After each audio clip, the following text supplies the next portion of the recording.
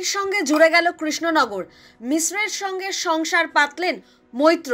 4 হাত এক হলো প্রাক্তন ও বর্তমান সাংসদের। বন্ধুত্ব গত কয়েক বছরের।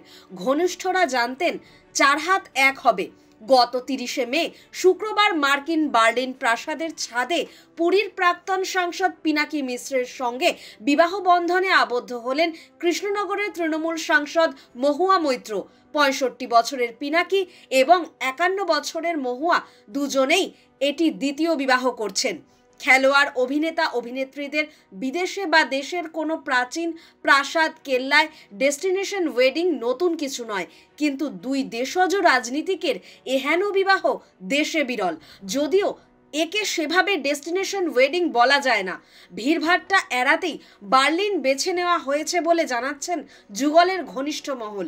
আপাতত পিনাকি মহুয়া ইউরোপে মধুচন্দ্রিমা যাপনে ব্যস্ত। তিনি যে পিনাকির সঙ্গে বিবাহ বন্ধনে আবদ্ধ হচ্ছেন তা তৃণমূলের সর্বোচ্চ নেত্রী মমতা বন্দ্যোপাধ্যায়কে জানিয়েছিলেন মহুয়া।